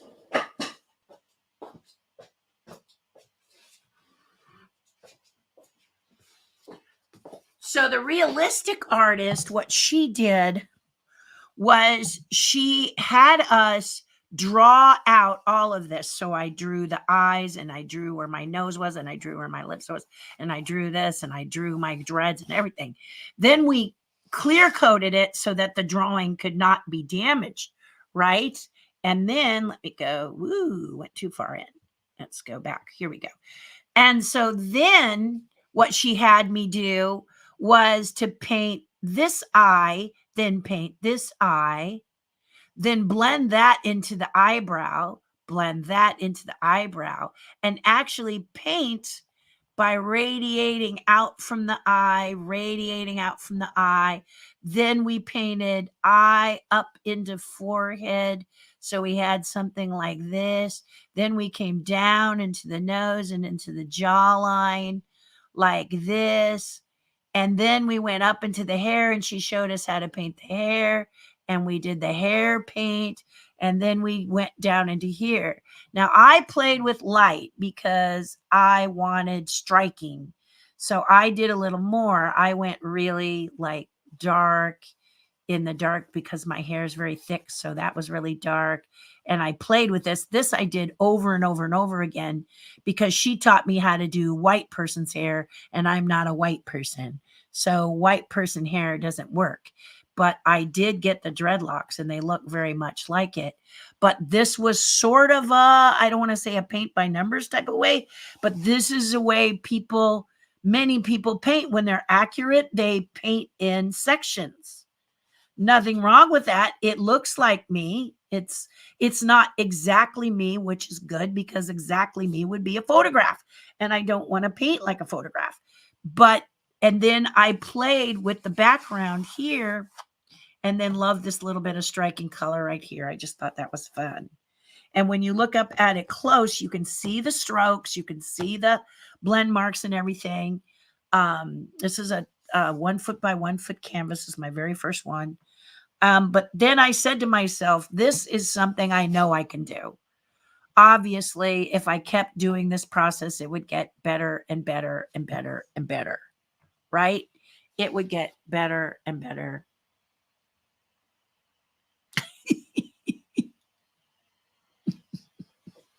It would get better and better and better and better. But I kept wanting to do more of the painterly process. And this new instructor is going to do something like that. So, and doing it live with a bunch of other students, Lord knows what I'm going to come up with. But I'm excited to experiment and just give myself over to him. And he does a loose sketch like you saw, where you line up the eyes with the nose and the mouth like I did in that drawing demonstration I did for you. But then you're on your own, kiddo. And remember, and this is a good thing to remember, is that as an artist, Picasso in the beginning did very, very detailed work in his trainings and classes, but then he went off and did his own thing. Salvador Dali went off and did his own thing. Hieronymus Bosch went off and did his own thing. Pollock, Hachoo, did whatever he wanted to. So my point is, there's nothing that says it has to look like what you're doing. What can you do to experiment with it? You know, Rembrandt, very, very detailed, and his stuff was just surreal on how detailed it was. And it was very fun to look at some of his stuff. Van Gogh, I like because when you step away, you see an image, and when you come in close, you see the strokes. So that's where I'm reaching for. I hope to get there. I don't know if I ever will, but I have time to just play because I don't have a deadline. And so it's a lot of fun. But if you look at his sunflowers don't look like that, but they do through his eyes. And I think that's where art really becomes cool, is to diverse yourself from trying to get the exact things you see and get the impression of that what you see. Does that make sense? I hope it does. And that's what I'm going for, and that's what I hope you do. Don't overstress. Sculpturally, I'm very detailed. I'm not different. I really love getting down into the nitty gritty of whatever I'm making, but I'm starting to do my own things, which means that there's different explorations there as well. So there you go, guys. Um, um, let's see.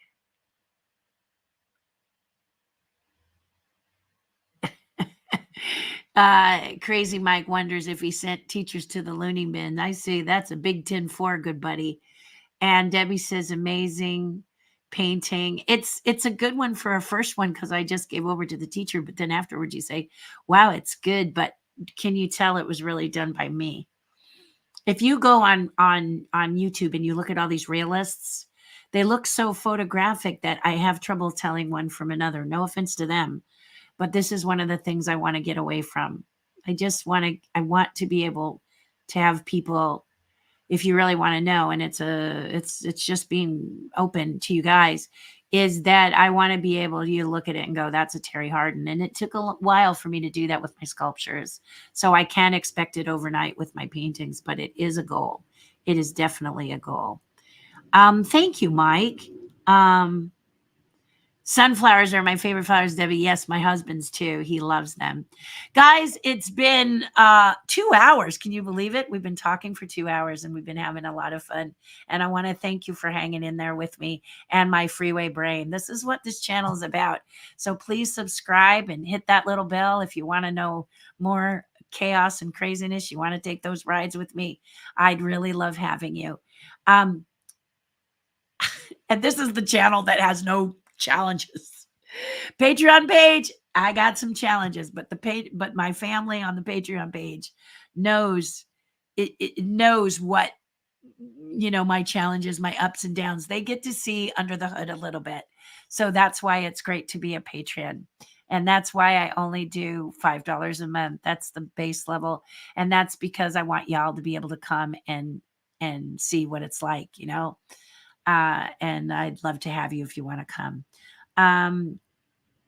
Mike adds painting RC shells. You have to plan it out due to masking. Oh, yes. Let it dry, remove the mask, paint the other colors. Takes time for a multicolor. Yeah, and if you're not careful, you're going back and repairing those little overages, aren't you? Yes, I've done that too. So I totally feel you, Mike. Yeah, you got to be precision with that tape. And then, thank God for blue tape. Have you found that you say thank God for blue tape because it actually does seal without then you peel it off and it taking the paint that you laid down off? I mean, boy, I don't know who designed that, but I thank them 110% all the time. So, so that's, yeah, cool. Yeah, that's what you said. I just was reading it again. In my little V8, that's true. You're fast on the draw. Debbie says, I just joined your Patreon. Yes, Debbie, you did. And I sent you a welcome, didn't I? I think I did. And so you need to click on that, and then I'll admit you into our private Facebook page where you will eventually get my private podcast if I can figure out what I did wrong today. Anyway, guys, do something nice for someone else. It'll make you feel a whole lot better. If you find yourself going to the dark side, a little melancholy, not feeling quite right, and I can tell you this past few months for me have been just that. What's really helped me is to do something nice for somebody else. And I did 3 charities in 3 weeks, changed my attitude. I'm upbeat, happy, thrilled to be a part. I'm more myself now. So that's a way to do it, is to make it about helping someone else that will fill you with the joy and love of doing something for someone else. And it'll get you out of that melancholy mood. I want you to know that. Okay. All right. Hugs and kisses to you guys. We'll see you on Friday. You guys have nothing to worry about. I got to work on that Patreon page broadcast. I'll see you soon. Have a good week, everyone.